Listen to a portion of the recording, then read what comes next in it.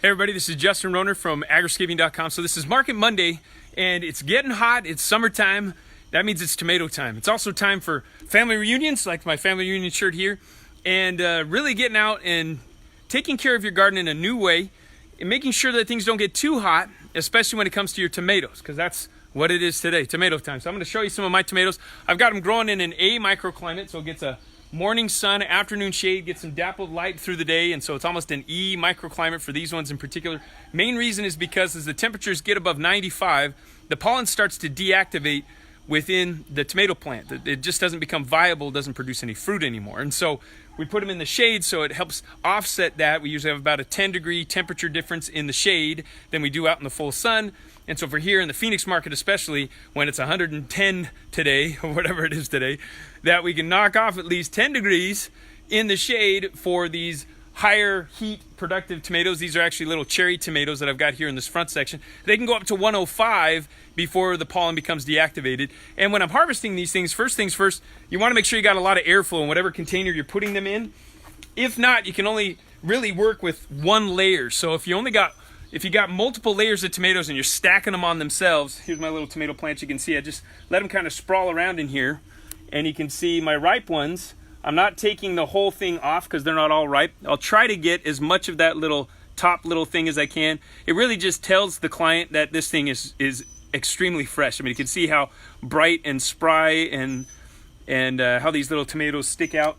And I'm gonna pick them even up to this orange layer. So this orange level I'm okay with, because as they sit with the other darker reds, they're going to actually ripen up a little bit more as well. So there we go. You can see kind of different hues that I'm picking. These are my little cherry 100s or sweet 100s I've got here. Now this little branch, I'll show you this one because it's already started to die off. This is an indicator this one's getting some pretty extreme light, and so it started to dry off the entire vine. So I'm gonna pick that entire thing, I'm gonna stick it in there. I'm gonna end up pulling them off of this, but I'm gonna let them stay on just a little bit longer after we do our rinsing, and then we'll end up pulling them off.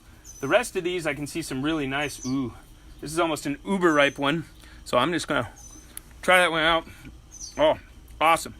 We don't like to refrigerate our tomatoes when we're taking them to market, because when you refrigerate them, it takes that really fresh picked flavor, it kind of goes away.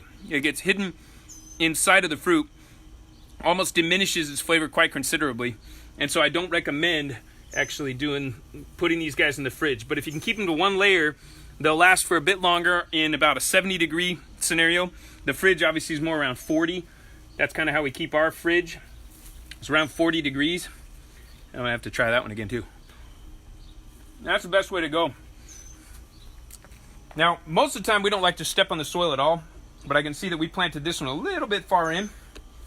And so I'm gonna have to dive in a little bit deeper and get access to these beauties that are back here in the back. Again, I'm leaving the green ones on, and if I just twist my wrist a little as I'm pulling them off, it literally just pops them right off, and it's not going to damage the plant at all. Leaving all my green ones still on to continue to grow and thrive, and I'm just pulling my red guys off. Oops, grabbed a green one. Now these guys you can still eat, but they're kind of sour, and they might give you the runs. I'll risk that for now. So that's it for tomatoes right now. A lot of cherry tomatoes is what we're picking. Hopefully you enjoyed this little segment. I'm having fun with it. I can see that my mother-in-law's watching, so I better stay good. We'll see you next time. Agriscaping.com. Tomorrow's going to be Tasty Tuesday. I think we've got a couple of different segments coming from me as well as from our Utopian Harvest friends. And if you got strawberries still in your garden like I do, just pick them as you go. It's kind of a bonus harvest this time of year for us. This is in an E microclimate. You can see our Chandlers right here and some of the Tristans with the pink flower. If you can see my beautiful pink flowering ones, that's the Tristan variety.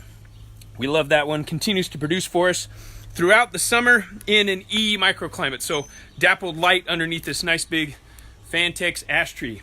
So we'll see you next time. Bye-bye.